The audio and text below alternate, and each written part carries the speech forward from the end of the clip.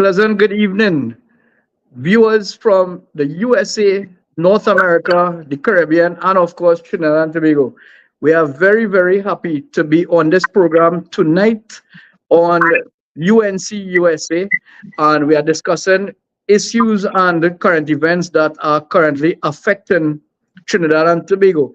And we have two very, very prominent guests tonight. We have Dr. Tim Gopeesingh, former Minister of Health, former Minister of Education, and I might say one of the best ministers of education we've had in Trinidad and Tobago. He's currently the Chief Operating Officer of the United National Congress, the official opposition party. And we have Dr. Tim, who will discuss a number of issues affecting Trinidad and Tobago, more particularly in the health sector and the education sector. But we will touch on as much as time will permit. And then coming on later, we have Senator David Naked, who is former TNT skipper. He is representing the United National Congress in the Senate and bringing to the fore many, many issues that Keith Rowley and his band of misfits are trying to hide. So without further ado, my name is Safraz Ali, and I'm former councillor for Sawa East, current HSC consultant. And I am, like most people outside here, very concerned of what is happening in our country. And you know what? I have taken a decision that I would like to stand up and be a voice outside here also to tell Keith Rowley that he has done enough damage and call the general elections. So having said that, I would like to introduce our guest, Dr. Tim Gopeesingh, to bring his opening remarks. Dr. Tim. Well, thank you very much for the warm introduction, Safraz, and your co-host, Gary. It's a privilege and honor to be on your program. I have seen your programs many, many times. I've looked at it very often, and the programs have been very efficient and very effective. Congratulations. So I'm happy to be here tonight. Well, happy independence, first of all, to all our Trinidadians, well, to you and to our Trinidad and Tobago family here in Trinidad and abroad around the world, where you have thousands of citizens, the United Kingdom, Canada, United States, and across some in Europe as well. So happy independence to everyone, and may God continue to light up our country, and may we continue to, maybe strive for a better quality of life for every citizen in Trinidad and Tobago. This is now our 62nd Independence Anniversary celebration today, the 31st of August, 2024. We achieved independence in 1962. So 62 years now, we are an independent nation. And 48 years under a Republican constitution. And so we have sailed through for 62 years. 46 of those years have been governed by the People's National Movement. Dr. Rick Williams was our first prime minister for, I believe, for more than nearly 21 years, I think, when he passed in 1981. And then Prime Minister Patrick Manning was 81 to 86. Then NAR 86 to 91. And PNM under Manning again, Mr. Manning, 91 to 95. Mr. Pandey, 95 to 2001. 2002, the government was given over to the PNM by Mr. Robinson, wrongly so, on an issue of what he claimed to be morality and spirituality. I don't know what he meant by that, because it was an 1818 tie, and the United National Congress under Mr. Pandey won the majority of votes. And then we came back into opposition, the United National Congress, in 2002 to 2010, and then the Honorable Mrs. Kamala Prasad Bisasa became Prime Minister and took the helm of a People's Partnership government between 2010 and 2015. And Dr. Rowley's government now between 2015 and 2024, 9 years, I venture, well, I've been through this independence movement from as a child, as a young one growing up. And I felt very energized and enthusiastic as a young child, listening to what independence means, and um, felt delighted that we could have achieved independence away from Great Britain. As a child, I think I was bright enough to understand what was going on. And when I saw the flag being raised in 1962, well, of course, we gained independence with the assistance of the opposition then, which consisted of Dr. Kapileu, and he was the leader of the opposition then, and Simbunat Kapileu as well, and a few other stalwarts engaged with Dr. Williams to achieve independence for Trinidad and Tobago. And one of the major issues which arose then was the issue of political interference into the lives of citizens in terms of governance. And the opposition then ensured that there were independent institutions which will safeguard the ordinary person from authoritarianism and from high-handedness and so on. And they try to ensure that the service commissions, the Police Service Commission, the Judicial and Legal Service Commission, the Teaching Service Commission, Statutory Authority Service Commission, all four of these were ensured into the documentation for the independence, so that these institutions will be run from an independent perspective and not to be trampling upon the rights and democratic rights and privileges of citizens. But today, 62 years later, we have the worst form of interference with authoritarianism and dictatorship to the forefront from Dr. Rowley and his PNM government, where parliamentary laws which require two-thirds majority and special majority are now being whittled down to simple majorities, where there is interference in the Police Service Commission, the Judicial and Legal Service Commission, and the Public Service Commission, which are very inefficient and very ineffective. They're all crumbling before our eyes, including the Teaching Service Commission. So what we sought to ensure 62 years ago have fallen woefully inadequate now.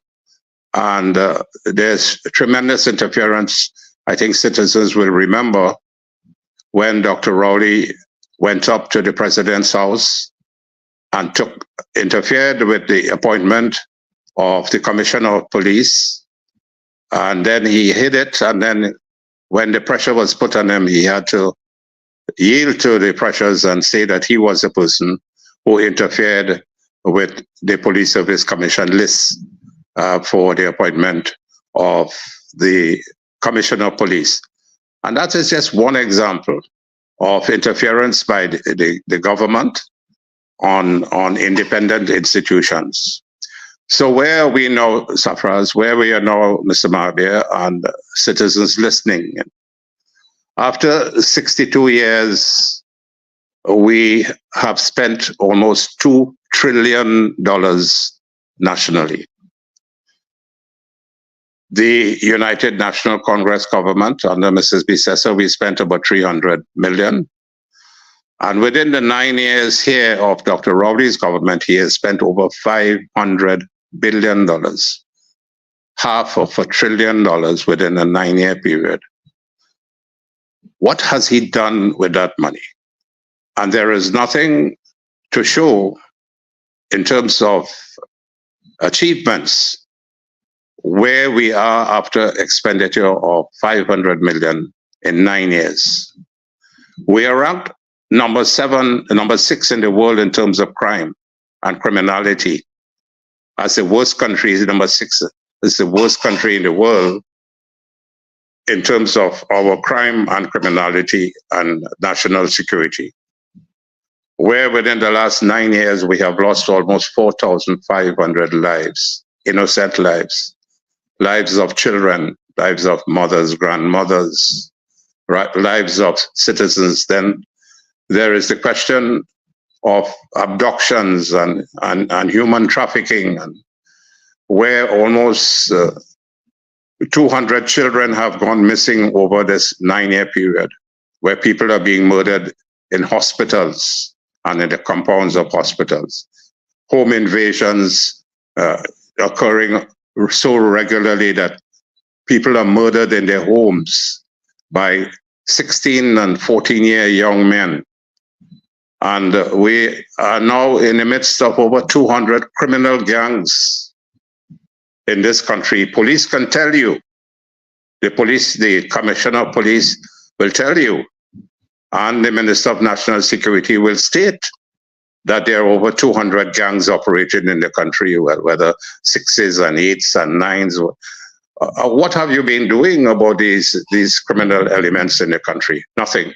So thousands of citizens are now fleeing this country. Thousands of citizens of middle income and higher income are selling out their homes and trying to go to other countries because of the high criminal activity and criminalization that is occurring. They cannot accept it anymore. People are fearful for their lives. Even 2 months ago, even at my home in Maraval, where I've been living for almost 43 years, there was someone who tried to invade my home at about 1 o'clock in the morning. My alarm system went on, and I think, well, thank God, the security system service people came in very quickly. Wow. Then my colleague, I wouldn't want to call her name and thing, but one of my colleagues and her family was really held up at their home recently and subjected to trauma. And right down next door on her own street, a 79-year lady was murdered. So the crime is at its worst, and we have the worst national security minister ever. We have the worst commissioner of police ever in the history of Trinidad and Tobago. And we have the worst police service. I mean, there are a number of police officers who do their work honestly and carefully and diligently. But even Prime Minister Rowley mentioned a few weeks ago that even in the police service, there are officers who do not take their responsibility correct. So why cities like New York, which have almost the same population as Trinidad, have even fewer police officers, and the crime rate has gone down tremendously? It is because of inefficiency, incompetence, mismanagement, and the lack of ability to have principles and practice and policies and programs to really deal with this issue. And they come on occasionally and have roadblocks and lockdowns, and it's doing nothing to deter the criminal elements in this country.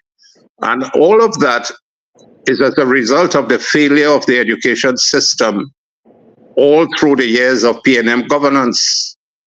And Safraz and Gary, you will undoubtedly say that the best time this education sector, I wouldn't blow my own trumpet, but the whole country knows it, that the best time that this country dealt with education was in the latter part of Mr. Pandey's term, 97 to 2000, when Mrs. Bissessa was Minister of Education, and she helped to build over 30 schools so that all children were able to get a place in a secondary school. And of course, under her stewardship and my stewardship as Minister of Education between 2010 and 2015, we had the best performance in education between 2010 and 2015 ever in the history of Trinidad and Tobago in the areas of the examinations of CSEC, SEA, and CAPE.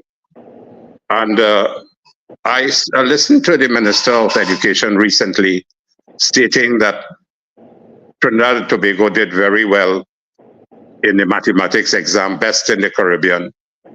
but with a failure rate of 58% in mathematics.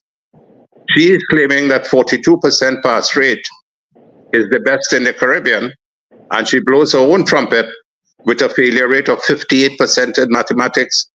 During our term in education, we had reached a 65% pass rate in mathematics, a 62% in English language, and more than 55% of students were getting 5 passes or more. And so we had, and then within the first year of Mr. Manning's regime, the first year, I think, yes, it was Mr.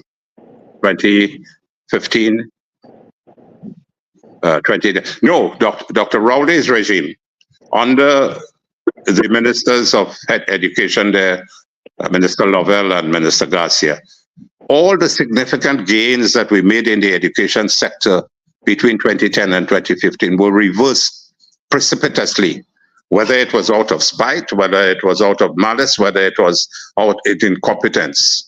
Trinidad and Tobago was a leader in education in the world, amongst countries like Singapore, South Korea, Finland, and even Japan. And we were way ahead of our education system, way ahead of Britain. I attended a conference of 102 ministers of education in London in 2012. And Trinidad and Tobago was applauded for its tremendous work that we were doing in education, a seamless education program. We were leaders of ICT in education amongst Latin America and the Caribbean. When we first introduced the laptop program under Mrs. Bissa's direction, we were the first country in Latin America and Caribbean. The second country, Uruguay, was there before us. And we gave out 95,000 laptops to students and teachers and principals. And at that time, President Obama was trying to get the United States telecom companies to donate $100 million for education and ICT provision for the poorer and rural communities in the United States. And then around the same time, President Putin began to think about having 3,000 of his schools in Russia with ICT in education. We were appointed the Center for Virtual Educa, which is virtual education in Latin America and the Caribbean by the Organization of American States. We were the first country in the world, as indicated by President of the United Nations Secretary General, Mr. Ban Ki-moon, that Trinidad and Tobago was the first country that achieved universal early childhood education. All children between 4 and 5 received early childhood education free in over 200 plus early childhood education centers. We were about 40,000 students in those days. And we had trained over 1,500 teachers in early childhood education with a diploma and a bachelor's degree and so on. And we partnered with Samsung as in the 21st century smart classrooms. And we were the first country in Latin America moving with Samsung to have the 21st century smart classrooms across the education spectrum. We had 403 homework centers across the country, so students benefited from that. We gave out almost 2 million textbooks in 2012. Every child in every class, in every school, in every subject, from primary school to secondary school, was able to get a textbook so that they can have their education. We had laptops within the school program, and over 6,000 teachers were trained in ICT in education. 6,000 teachers, principals, etc. And then we were training more and more. We increased the internet connectivity to the 124 secondary schools. Some schools had up to 50 megabytes. Some had at an average about 20 megabits per second. So that's the way that we carried education. We restructured the whole Ministry of Education. We had parenting and education classrooms. We had, with the Ministry of Tertiary Education, we had guidance seminars. We had career seminars with thousands of students attending. And so we received a prize from the Global Education Forum for our work in education in India. Around that time, we were there with the Minister of Education from Afghanistan, who had put 2 million children back in school in 2 years. That was the respect that we had. I was invited to the Middle East to present work on our education system in Qatar at one of the seminars that they had there, where former President Bill Clinton attended as well at that time. So we were undoubtedly to the forefront. And where are we today? They had over 100,000 students unable to have an ICT device during the COVID. 100,000 students were left out without any education for more than a year and a half. They were begging the private sector to buy laptops and ICT devices for students in school. You can imagine a government begging the private sector. It was an abominable shame.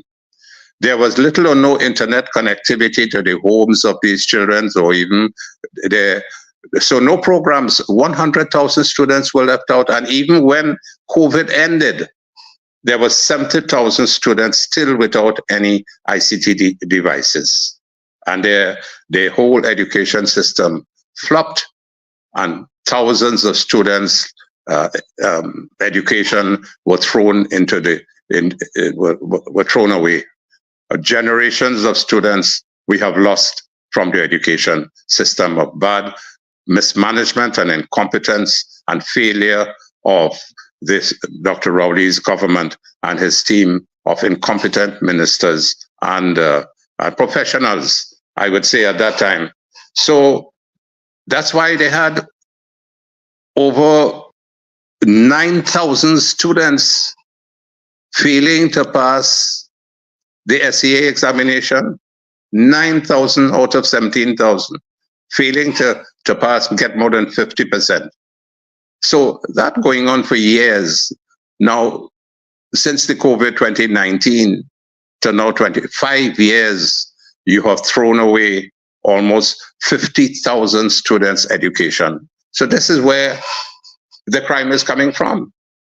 These students are left without any education. They are not benefiting from the education that we supposed to be providing for them.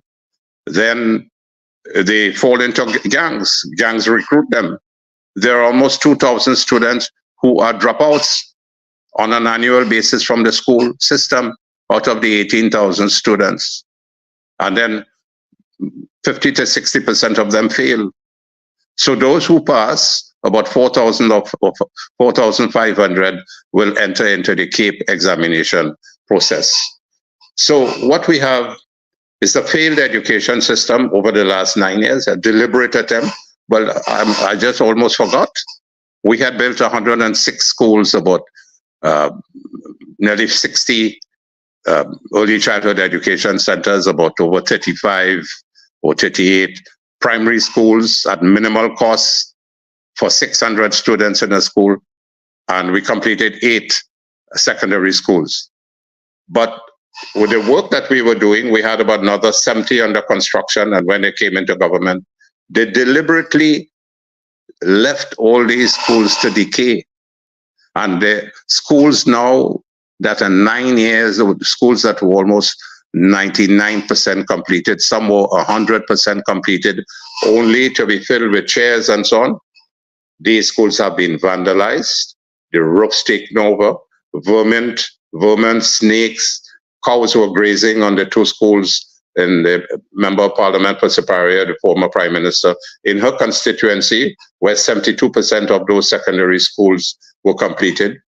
There are a whole heap of early childhood education centers that were completed and left. to rot and decay. And that is deliberate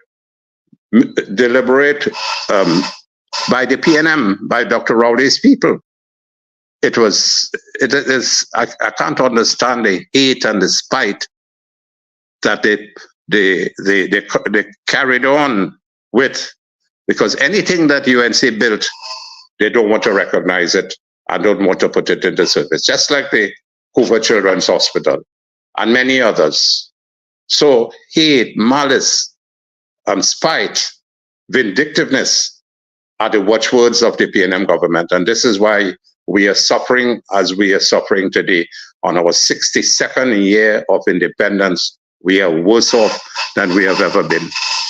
And Safraz and Mr. Mavia and listeners around the world, so having spent more than $500 billion in this 9 years, our economy is in shambles. We have the lowering of the GDP on a yearly basis. We have had 9 years of budget deficit, 9 continuous years under the governance and the management of an engineer who was put as Minister of Finance. And after 9 years, he's still trying to learn in the Ministry of Finance and falling short woefully about the management in the financial sector of Trinidad and Tobago.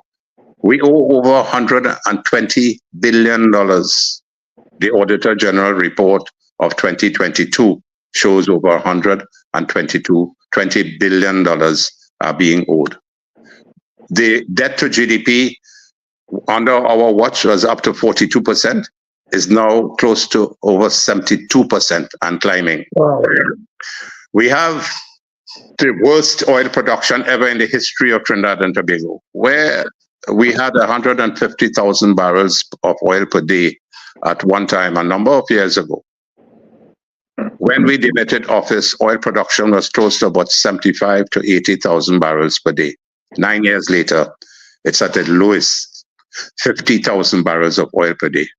And natural gas, we had over 4 billion standard cubic feet of natural gas production per day. Now we have about 2.3 billion production. The only area where Trinidad and Tobago could have boasted from independence what we have been able to bring forward as a developmental aspect for the country was the Point Lisas industrial estate in the energy sector. And that we appreciated the foresight and so on for bringing that together. And before that, there was nothing really to shape an increased growth for the population and economic diversification for economic sustainability in the country. That was the only hope. But as soon as Dr. Rowley's government came into office, things began to happen worse. ArcelorMittal, where the owner of ArcelorMittal became one of the wealthiest men in the world. This being the steel mill in Point Lisas was his first one across the world, and it was doing very well. When the time came for renewal of the contract, they failed to renew the contract, and the Minister of Labor then did absolutely nothing when ArcelorMittal was appealing to Trinidad and Tobago for renewal of the contract to renew for the production of iron and steel. And so many downstream industries from that had to curtail production in so many areas. Then when Trinidad and Tobago was a world leader in the production of urea and methanol, the commodities in the downstream industry, we were a world leader in urea and methanol. I think we were the first in the world in urea and number 2 in methanol. Where are we now? We're down almost to nothing. We're seven of these assemblies for producing urea and methanol and so on have had to close. They have had to close because they cannot get the natural gas which is needed to fuel their methanol companies and a number of these. 7 of them have closed. So what was once our best hope for earning finance and helping the economy is now decimated. That is under PNM. So the worst crime we ever had in the country. Thousands, over 4,500 citizens have lost their lives under PNM. The worst economic situation we have ever been. Thousands are unemployed. They're unable to get jobs. Most of people with security firms now, there are possibly about 40 to 50,000 security officers in the country and working for $22 an hour and so on. People can't have money to buy food to put in their plates in their kitchen. Some families have to skip a meal, one whole day of meal per week. They don't have money to pay for their transportation for their children, to buy books and buy school uniforms and so on. So thousands more of these children will be suffering when the school reopens here. So crime is at its worst, education is at its worst, and I haven't even started to mention the whole health sector, you know. And I've spoken ad infinitum on the worst health sector we have had for ever in the history of Trinidad and Tobago, under the hands of an incompetent Minister of Health. He portrays himself as a successful Minister of Health, but it speaks for itself that thousands and thousands of patients are being denied healthcare in our institutions. When Mrs. Kamla Prasad Bisasa initiated and implemented a program of in the primary health system, you know, the health is primary healthcare, secondary healthcare, and tertiary healthcare. Primary healthcare is where you deal with things like the chronic non-communicable diseases of diabetes, hypertension, cancer, lung disease, and so on. And secondary healthcare is where you deal with the complications of these, which are heart attacks, strokes, renal failure, patients ending up with amputations, blindness, and all the complications that go with diabetes, hypertension, and so on. Mrs. Bisasa ensured that all our 105 health centers opened up to 9 o'clock in the evenings and on weekends and public holidays. And as soon as, so that we looked after patients with diabetes, hypertension, there was a doctor up right through the time, there was a nurse, and these centers were functioning very well so that citizens, when they leave their work in the evening after 4 o'clock, could have gone to these health centers and have their testing for their diabetes and their blood sugars and so on, and given medication for their control. We begged the Minister of Health to change the 5 cents medication that he has for treating diabetes and hypertension, some of the worst medication, the worst. And so patients, diabetes and hypertension continue to worsen, and they end up with the serious complications. So that's just the primary healthcare system. Thousands of citizens cannot get major surgical operations. Their operations are postponed sometimes for 2 years. You could imagine patients having lumps to questionable cancer, whether it's cancerous or not, cannot have their biopsies done to determine whether these growths are cancerous or not. Safraz and Gary and listeners. Patients that were dying in the corridors on wheelchairs and on trolleys, falling off on the wheelchairs, dying in front of them. They cannot get a bed space for 3 to 4 days. So they cannot get the medication in the hospital. They cannot get the medication under the CEDA program. They don't have the surgical supplies to do the operative procedures and so on that they need for successful operations. 1,300 nurses are short in the health system. They fail to employ these nurses. Over 300 to 400 young doctors are awaiting jobs, working in service stations, working with their families, unable to practice the medicine which they were taught and which they are well taught, because University of the West Indies, the medical school in Trinidad, which is now 1988 to now, 87 to now, 13 and 20, 37 years strong. And I may take some credit for it as well, because I was one of the younger lecturers at the university who was asked by the team. We had about 4 or 5 professors. Professor Piku, who passed recently, God bless his soul, he was the main engineer to start the medical school at Mount Hope in 1987, because NAR came into office then and said, listen, you all can start your medical school, but we can't give you any money. You have to be self-sufficient. And we decided with Professor Melville, who wrote a famous red book, that we will bring 49% of the students entering the medical school from Manipal University in India. And we charged 12,000 US per student. We had the first graduates in 1992, 1993 from our medical school. And within 4 years, we became self-sufficient. And that is how the medical school at Mount Hope started in 1987.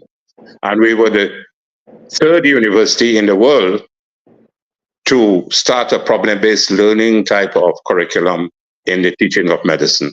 Maastricht University from Holland, and one of the universities in Canada.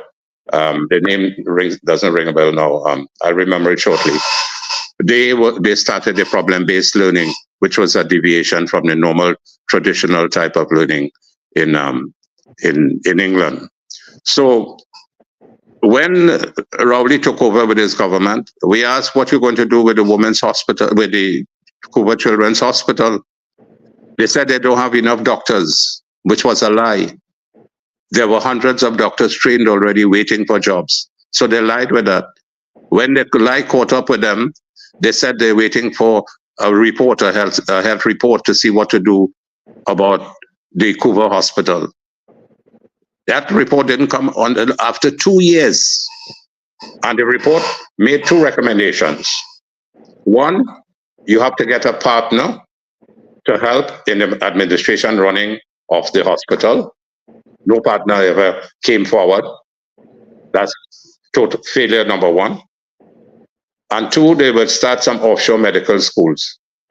Well, 9 years later, we have no offshore medical school. And Barbados next door has 5 offshore medical schools functioning, and they're bringing money into the system. We have plans under Mrs. Kamala Prasad Bissasa's proposed manifesto in 2025, when election is called and we come into government.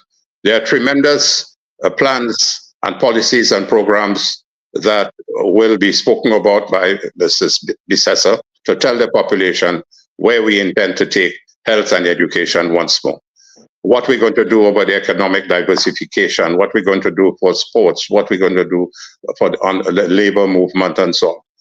So the worst crime situation, the worst health sector, the worst education sector, and total mismanagement, incompetence, and corruption is pervasive. What have they done with the $500 million that they have spent? Our roads are crumbling, potholes are everywhere.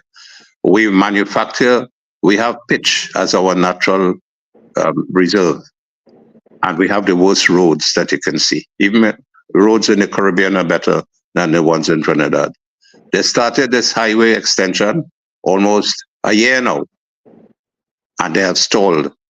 You know why? There's widespread corruption in the management of that construction. And Rowley, as far as I understand, is waiting, holding back the completion of those roads down to south until close to the election, when he would want to say that this is what we built and this is where we spent our money. But that is, you know, it's an unpardonable sin in terms of governance of these people. People don't even know who are some of the ministers of this government. I think they have the most incompetent team of ministers and of any government ever in the history of Trinidad and Tobago. They don't know where they're going. They don't know where to go, what plans they have. They can't execute any of their programs and policies. They spoke about digitization of Trinidad and Tobago, and they had a minister of digital transformation. There are two ministers in the government now. The Minister of Public Administration, who speaks about digitization, and it's the worst in the country.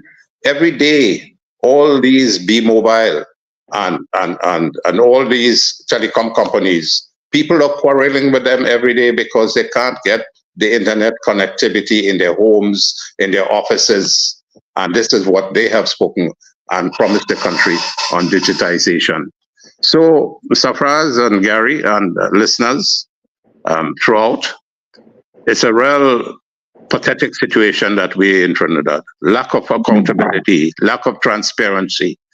They butchered the procurement legislation, which was the first piece of legislation that Mrs. Bissessa wanted to introduce. And we completed that procurement legislation in 2015.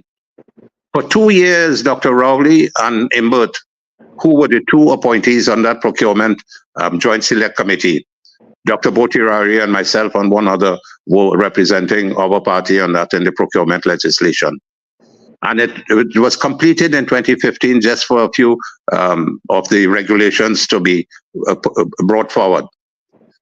They then began to butcher the procurement legislation. They took X out of it, medical thing, legal thing, about 5 different things under what they said required a simple majority, but that required really a special majority. So they brought what required a special majority into a simple majority and butchered the whole procurement legislation. 9 years later now, the first testing case came up recently when a Chinese company was given over $3 billion to build a housing development. And thank God, the people, the construction companies in Trinidad objected to it, and the procurement regulator squashed the whole giving of this contract to this Chinese company. $3 billion, stealthily going behind the back of the citizens to give $3 billion to a Chinese company for housing, and butchering the procurement legislation, not following what was required. And this is what they did. They spent billions of dollars over the period of time. And this is a hallmark of PNM. Corruption upon corruption upon corruption. It started with the lock joint in the 1950s under Dr. Williams.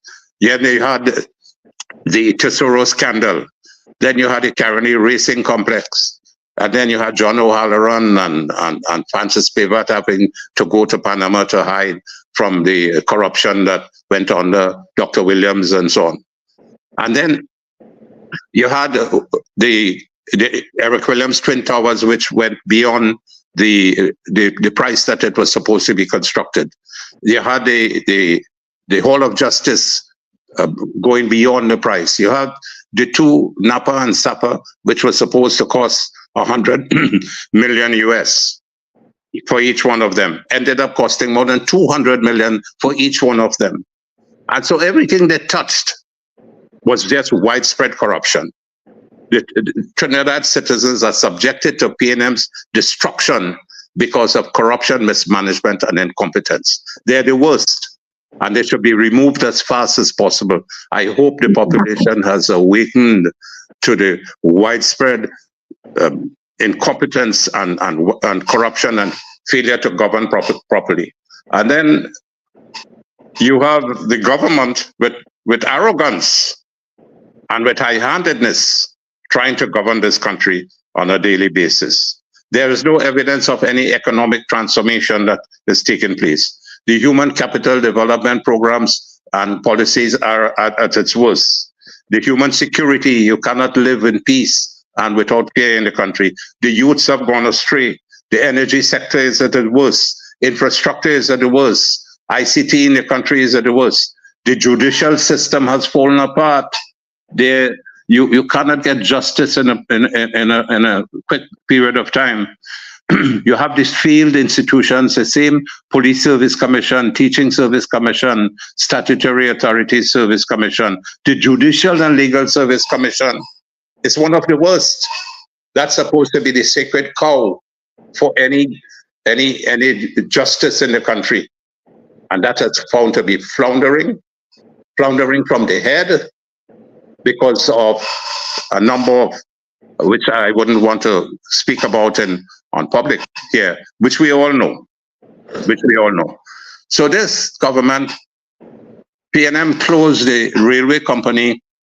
We're 62 years independent. The railway company, which had east-west corridor railway ability. There were railway around for the east-west. That was closed in 59-60 by Dr. Williams.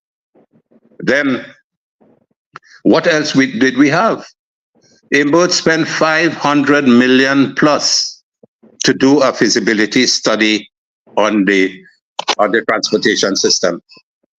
I think we probably still paying for that every year, probably about $30 million for that feasibility. And where was that feasibility for the transportation system? We don't have it. And he is guilty of just wasting $500 and something million in a feasibility program for the transportation. So, then you have the closure of Caroni in 2006, where the lives of over 100,000 citizens and homes in the central area were just closed by John Rahel and the PNM government, decimated. So private farmers had to close down the cane production, and thousands went out of work, and thousands more living in the central region were left to fend for themselves from 2007. They were thrown to be snow cone vendors, roti shop parlors, and all sorts of things that they have to do to survive now. Well, thank God they started educating their children, and out of which the education would have allowed their children to come out of the serious economic situation. But now they have the degrees, and thousands of students with degrees, some with 2 degrees, unable to get a job. They have jobs now in these pharmacy companies like in Central. They're struggling to get jobs. 400, 500 doctors can't get jobs. 1,300 nurses can't get jobs. You have people who young men and women who were trained as engineers, civil engineers, mechanical engineers, and so on, and they can't get a job. Some have gone into real estate. Some have had to leave the country, frustrated. You know what we did, Mrs. Bissett ensured when we came into government, that 200 students were employed in each one of the ministries immediately, students who came out of university. So we had 200 young brains joining each one of the ministries. Let's say 25 ministries, you absorb 5,000 graduates right there. And then the graduates keep moving, and you can have an exchange program, a procession of more coming in and leaving.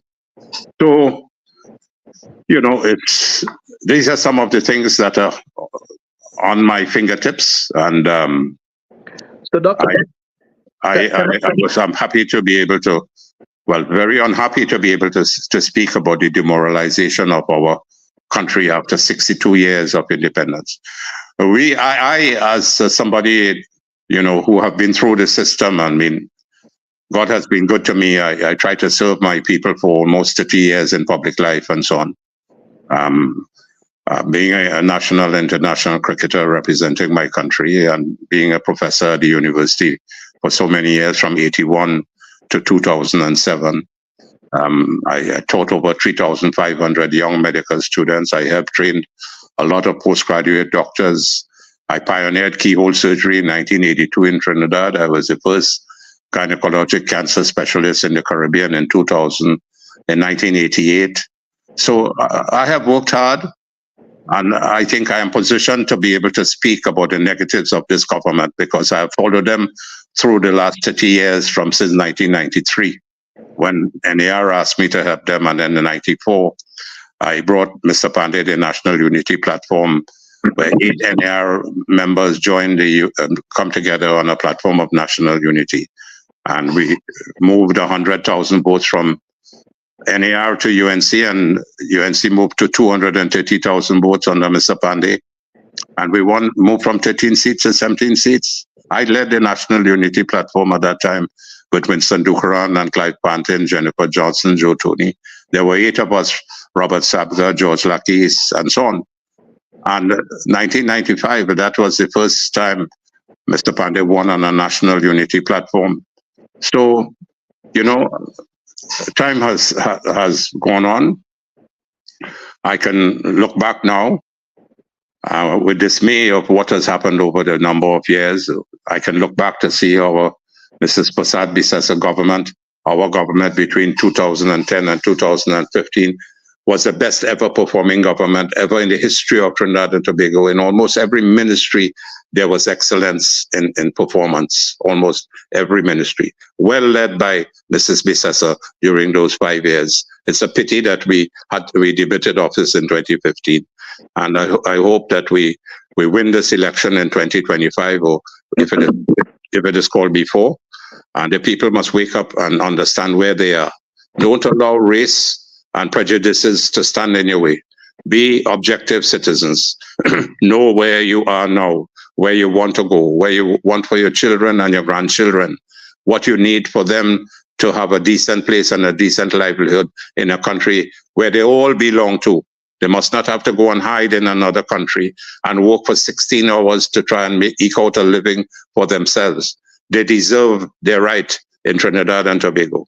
And this is where they have been born, and this is where they belong, and this is where they must gain their employment.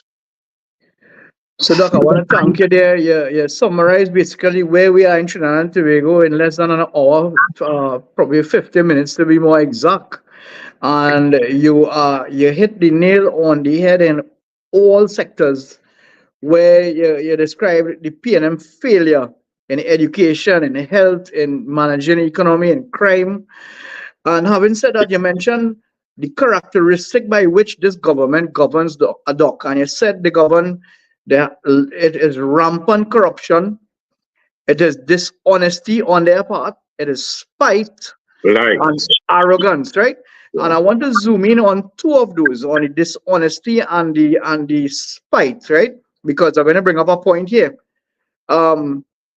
So earlier this week, we had Nyangasvi Dolly having a ceremony to open St. George's College. I am a former teacher at St. George's College, and I am very appalled to see where St. George's College in Barataria was the #1 co-ed school in the country, but where it has sunk under this PNM government because of their because they left the school to deteriorate.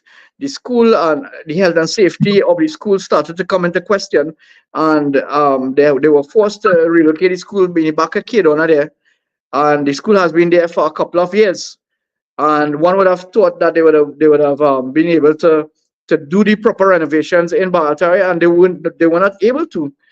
Even though they tried to open the school a couple of days ago, and MP Saddam Hussein was on the ball, and he asked the minister, but we have so much incomplete projects happening in the school. There's rat feces in school, in some of the classrooms and so on. Even the PTA president pointed it out to the minister, and the minister was adamant that the school is going to be open next week Monday. And one wonders how exactly that's going to happen. That's one example, Doc, of her incompetence and her dishonesty, because she's trying to open a school, and it clearly from the evidence gathered by MP Saddam and the PTA president, it was not ready to be opened. I saw a clip of it. Yeah. Just about before coming onto the program, I saw a clip on it on social media, and MP Saddam Hussein was questioning with sincerity Yep. the inability of the minister and the Ministry of Education to bring the school into reality, into practice. Right next door, Safraz, the St. Joseph Secondary School, which was 95% completed, which just needed some tweaking with the air conditioning system. Yes. Was left to decay, and then the roof was taken down. So that has been a failure. So you must stand up and fight. And then St. George's College is just one of the amount of colleges and schools. For 9 years, because of their failure to complete a number of these primary schools which were under construction, students had to be housed in temples and in mosques to be educated in cramped conditions, in heated conditions, with no sympathy from the Ministry of Education, from the ministers.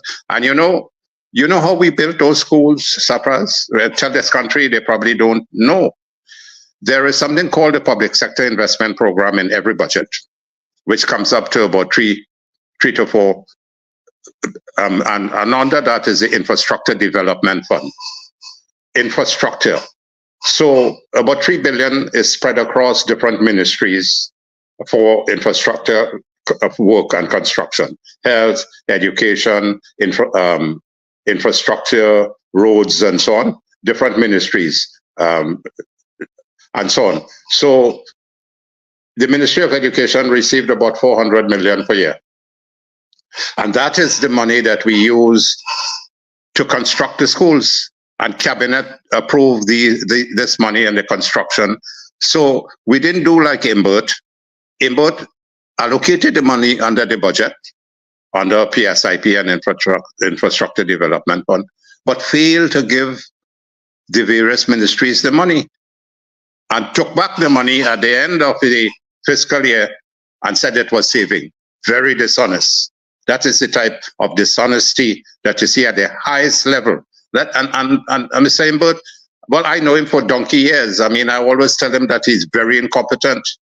And he's still learning after 9 years in the Ministry of Finance. You can't put him in jail there to learn finance and expect him to perform. So, I mean, that is the dishonesty that exists at the highest level.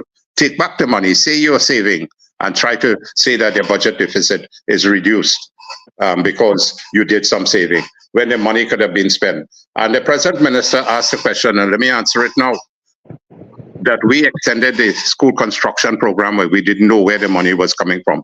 There was a cabinet note, if you look carefully, in 2015, in the last 6 months of the governance of Mrs. Kamala Persad-Bissessar, there was a cabinet note which ensured the money to be spent and allocated under different votes for the completion of these 70 plus schools.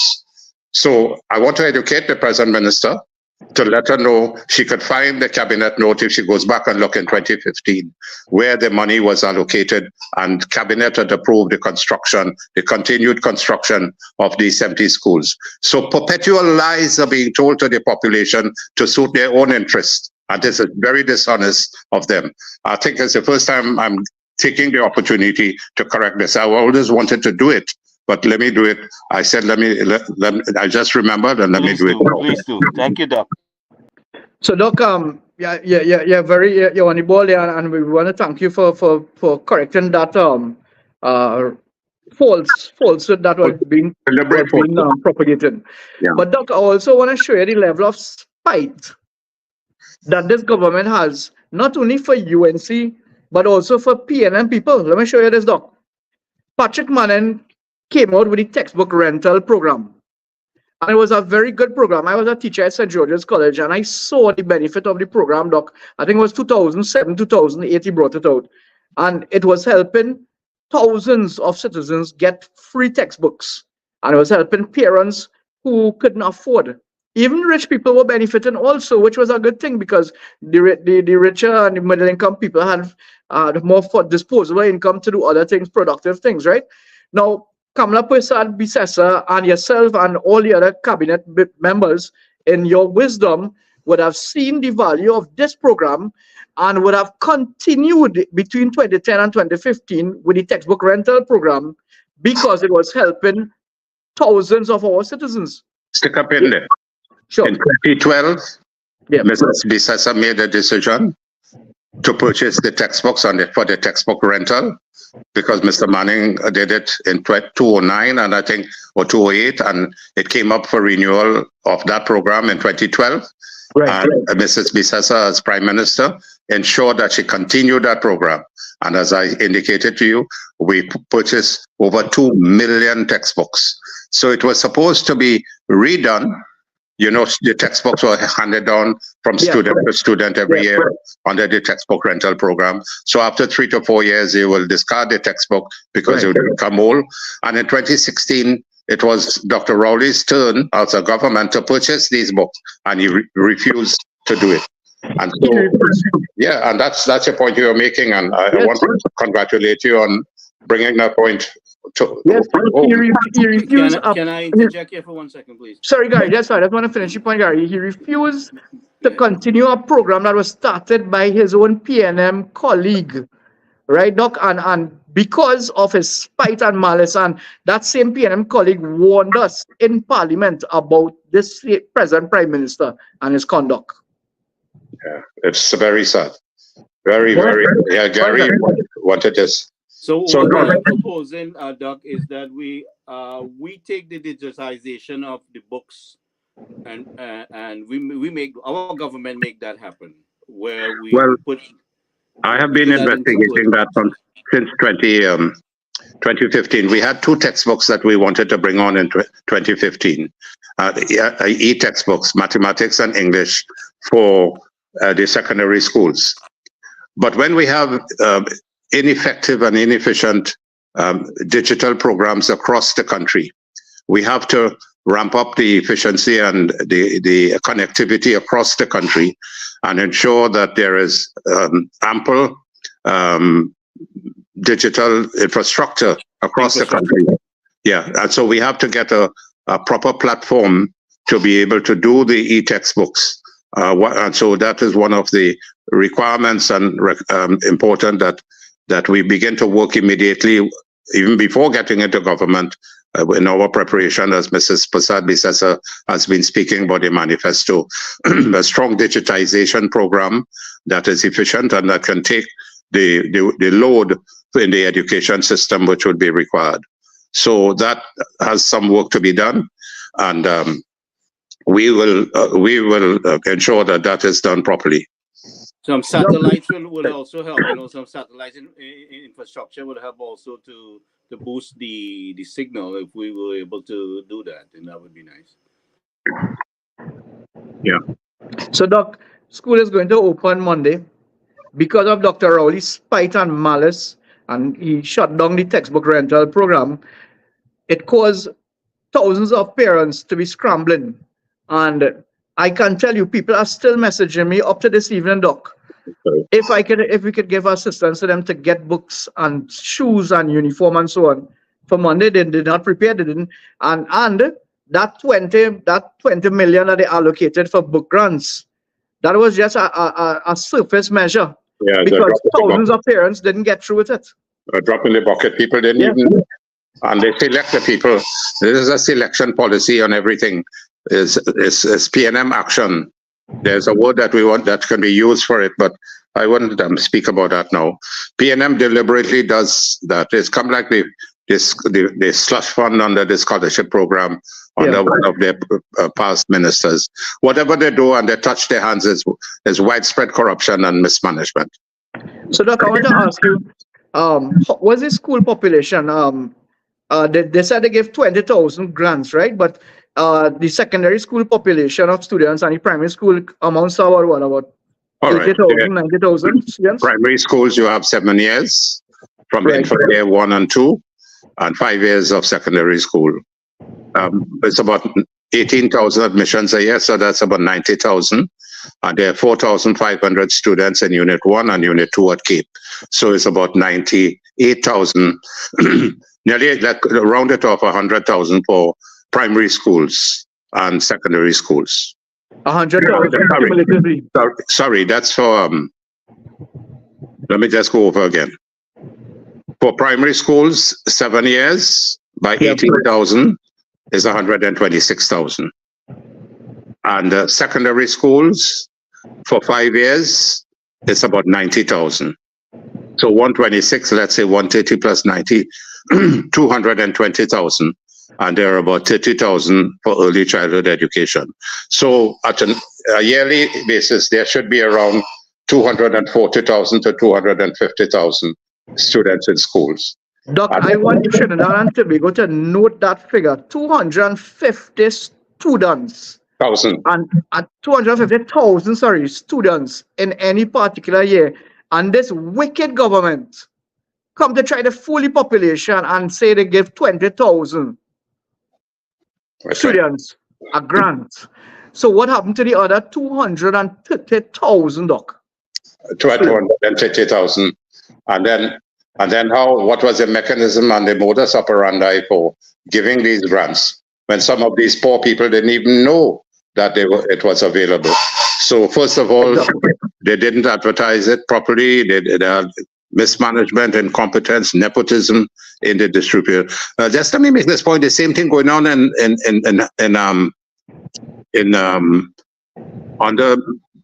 agriculture. Yeah. I don't know if you are aware that they have a plan to give 100 citizens youths agricultural lands with 2 acres once they go through the program, which in itself is a good program to initiate. But the mechanism of selection of these citizens, these young ones, to be able to go through the program is something that has to be looked at very carefully and analyzed, because there must be no nepotism and there must be no corruption under the minister, the MP for Lahore Talparo, MP Foster Cummings, who is running that program. It speaks to be able to help the youths, but you have to look at it very carefully to ensure that it is done in an equitable and fair manner. No, you're correct, Doc. And I am also in the agriculture sector. And the question has to be asked, how many youths or participants from Lahore Talparo has been successful so far in that program as compared to the other constituencies? And that is a very valid point you brought up. Very valid. Anything they touch their hands, they put their hands to, is widespread corruption, widespread nepotism, lies, trying to fool the population.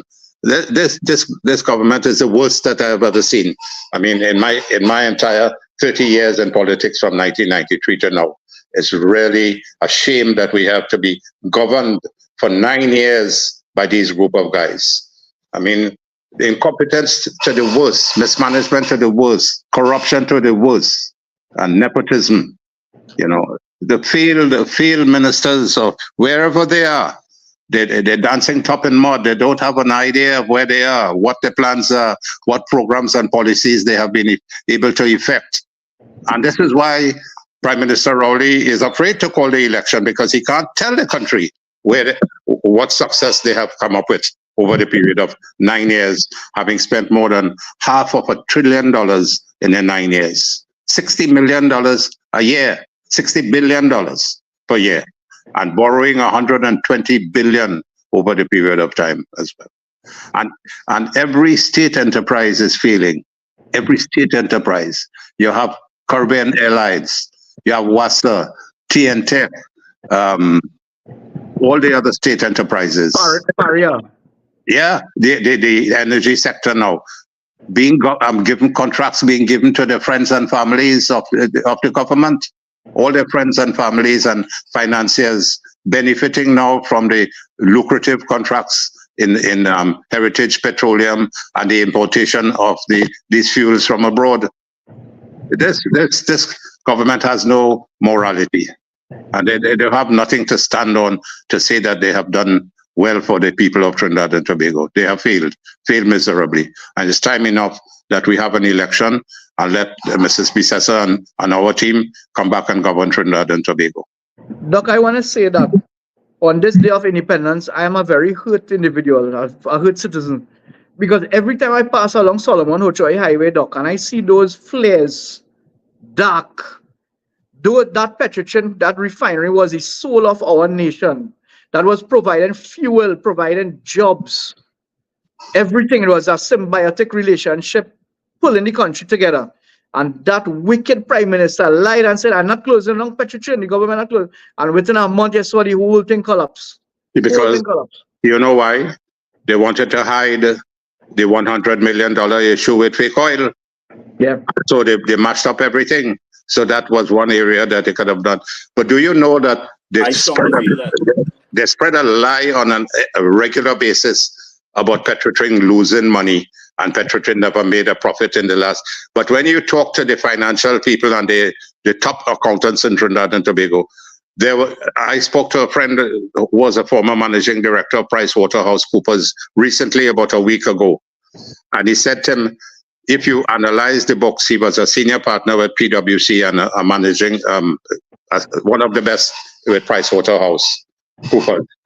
And he said the government continued to lie about Petrotrin losing money when they were gaining, they were making profits on a yearly basis. But the method of accounting was false, was wrong, and it was not was derogatory. It wasn't a proper type of accounting system it used, and that is what Prime Minister Rowley tried to tell the population, that Petrotrin was losing money on an annual basis, and which is a lie. And they had to close it down. Admittedly, there were thousands of workers were getting salaries beyond what was required at that time, because if you compare the salaries of a lot of the workers in Petrotrin, they were far higher than the normal salaries outside of the oil companies. But that could have been dealt with, but didn't have to close it down. They closed it down because of one of it was a fake oil issue they wanted to hide and destroy. But Trinidad, we import over, for the last 3 or 4 years, over nearly 1.5 billion of our foreign exchange goes to paying for imported fuel on an annual basis. So there's a cash flow out for foreign money when people are struggling to get $100 of US dollars to go on a holiday abroad or to pay for some medical thing as well. 1.5 billion US goes out, 1.5 billion TT goes out every year to pay for the fuel and so on. And we're getting nothing back in return. And of course, the Malcolm Jones fiasco, we lost over $18 billion. $18 billion. Malcolm Jones' team, before 2010, in 2007, they borrowed 750 million US at a rate of 8%. And so that came for payment in 2017, which during our time, 2010 to 2015, we had to be paying interest rate on that 750 million. And in 2009, they borrowed 950 million US at an interest rate of 9.5%. That came to mature in 2019 when Rowley found himself in a stench, where this is one of the reasons why they said they had to close down Petrotrin, but on false premise. 2019, they had to renew this $950 million loan.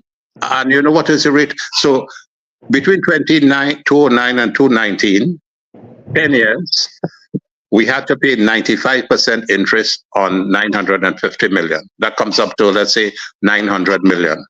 So we spent 6.3 billion, is billion I'm talking about, $6.3 billion TT. It's just paying interest on that $950 million loan, US. And then on the 750 million US at 8% for 10 years, that's 80% of 700, that's about 5.6 billion TT on that 750 million loan. And you know what they went on to do?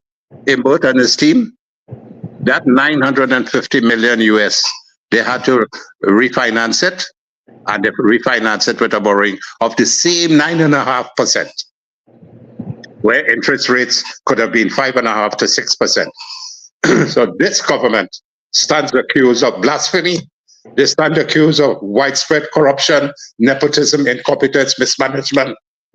Terrible, terrible. $18 billion had been lost on that Malcolm Jones with that World GTL project. Borrowing $750 million US, $950 million US, and then wasting $3 billion on the desulfurization project. Yeah, look, Doc, look what is coming up, man. And Icon, they took over the WGTL project, and a guy come and lost his life because it wasn't feasible, it wasn't safe to do so. Well, yeah, a bank, Republic Bank, has a lot to answer in terms of this project, the Icon project. Rowley gave it to one of his friends, the fellow who had the Icon group. Then one of the directors of the company is a former permanent secretary in the Ministry of Finance. Right. When we were in government, she wants to come to all the meetings that we had in FNGP, Finance and General Purpose Committee. And she stymied a lot of the development projects that we had in store as a government, trying to show this and trying to show that. But as soon as she debated office, and the permanent secretary took up a position with Nikon, got the state to lend extra millions of dollars, millions of US dollars, and supported by Republic Bank, which is a state enterprise as well now. The state has, I think, majority shares in Republic Bank, and Republic Bank is owed millions of dollars US for that investment in Nikon. We're looking to see where that is going, who is going to be charged, who is going to pay back that millions of dollars that Nikon owes the state and Republic Bank. Doc, I want to request on behalf of the citizens of Trinidad and Tobago that when the UNC government comes into power, whenever Keith Rowley decides to call a general election, that an official investigation / a commission inquiry be held into that Nikon fiasco and see if the taxpayer can recover the debt owed to the taxpayers, if monies can be recovered. Well spoken. That's a one for the future. Yes, certainly. We definitely have some forensic work to do, forensic auditing, and that is something that we must do because it's far too much of an extent of corruption that is very obvious. So these are the things that I've been proposing, and I just wanted to bring that up, that we definitely have to do these things. That Paria situation has to be definitely looked into. We're not letting that go at all, so go ahead, sir. Sure. So, Doc, this government has the record of having two ministers being labeled as the ministers of debt. You have Hines as Minister of Debt of National Security, and you have Minister of Health. Yes, the absentee MP for St. Joseph, Terence Dial Singh, as the Minister of Health, but also aka Minister of Debt.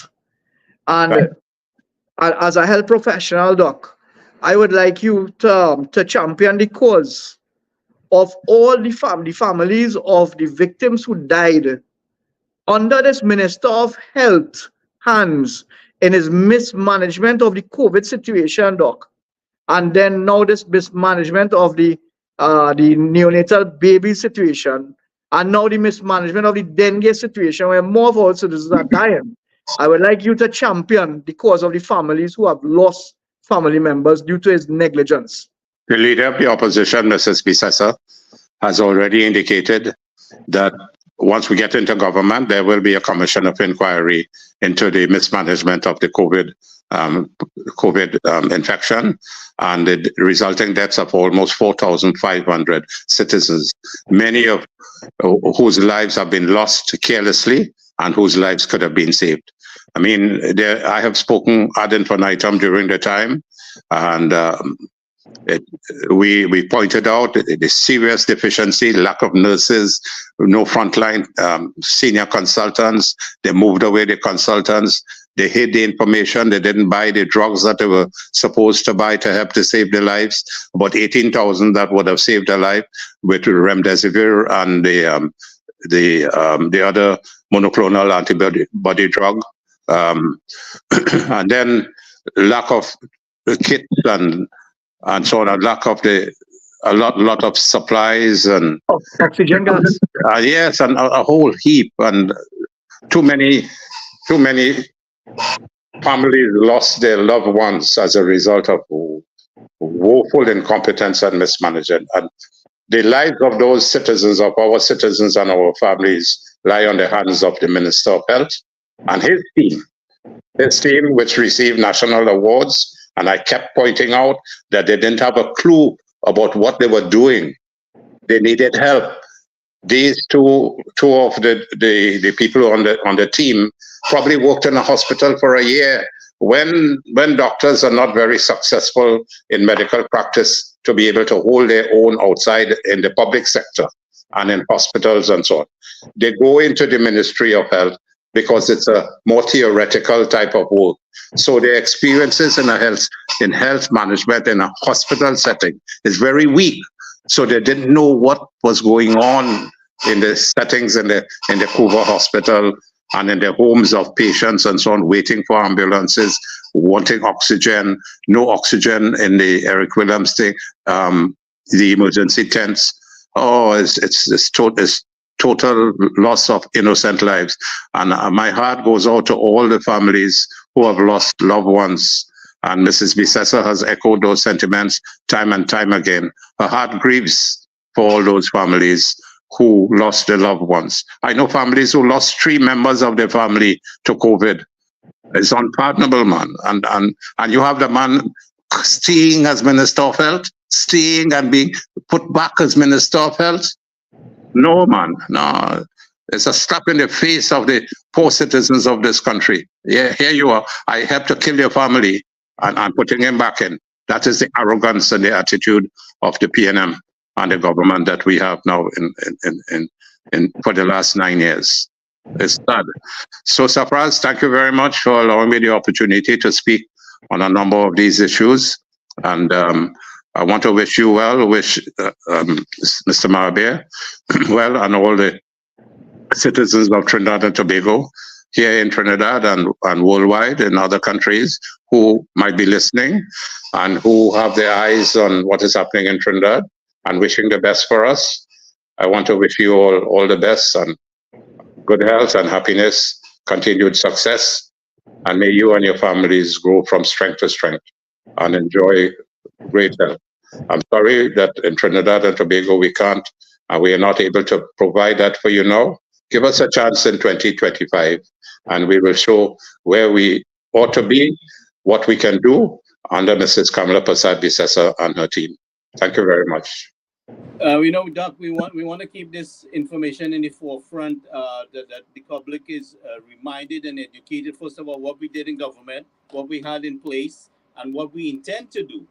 This information we must reiterate this because so that it sinks into the psyche of the citizens to understand, because a lot of people still doesn't grasp. They're so caught up in the propaganda and misinformation. So we definitely have to keep this program growing. But one of the things I proposed to the government was to make temporary quarantine centers with our secondary schools so that we don't have to lock the people out of the country, because what happens is they cost, just imagine you came out here for 2 weeks vacation and you have to fund yourself or find a way to fund yourself to survive for a year and a half outside here. We had people who are stuck a year and a half, almost 2 years outside the country, and which I dealt with firsthand, so I have a lot of information on that part where, people, were struggling to get back home, and in the meantime, we had Venezuelan illegal immigrants flowing in and out of the country as they well pleased, so the government didn't take no suggestion, and this is what make me more angry with them, and I, I exceeded the fight,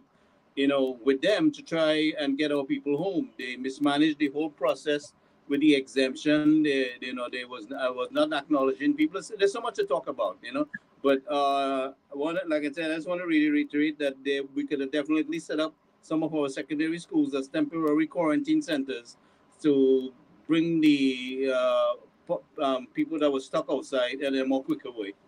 Well, that's passed already, so we will, in the Commission of Inquiry, all these things will have to come to the forefront. And it's not that we're going to be on a witch hunt, but we want to show the population where this government has been unsatisfactory and weak and incompetent in terms of management of the lives of our citizens. So 4,500. totally heartless. Pardon? I said they're totally heartless and disrespectful. Yeah. You know, they're very bold-faced about it. You know that they don't have to answer to nobody. You know, the arrogance is open and wide. You know, I mean, so we have to deal with this. Imagine the Prime Minister saying 17 murders on a weekend, but he is not responsible as Prime Minister. And then he said, when you're in government, you have to be responsible for that. There's a clip going around the country and internationally where he, as opposition leader, spoke about when you're in government, you have to take the responsibility, and you can't blame anybody else. But he doesn't want to accept the responsibility. He said, yeah, but they wanted to utilize. We were just a short term in government. The PNM has held the majority of terms for government. They created this mess. They created and nurtured this mess that we're in because of how they manage things. So I mean, with the short term that we was in government, we couldn't fix everything one time, but we did quite a bit. So I mean, the people have to realize. Could you imagine if Mr. Pandey had that length of time as Prime Minister? How much better Trinidad and Tobago would have been? Could you imagine if Mrs. Bisesa remained the Prime Minister for the last 15 years? We would have been a hell of a different position. But the country has to be educated so we that would they have can been make the right decision. Yeah, we would have been the jewel of the Caribbean and Latin America. So 46 years they have governed this country out of the 62 years. 46 years of PNM neglect, mismanagement, corruption, nepotism, and this is where the country is now, as it is. So, Gary, to let you know that there is a achievement document that is on soft copy that has been circulating on the achievements of Prime Minister Mrs. Bisesa's government between 2010 and 2015. It's voluminous, it's factual, and as far as I can remember, it's hundreds of pages of achievements under her watch.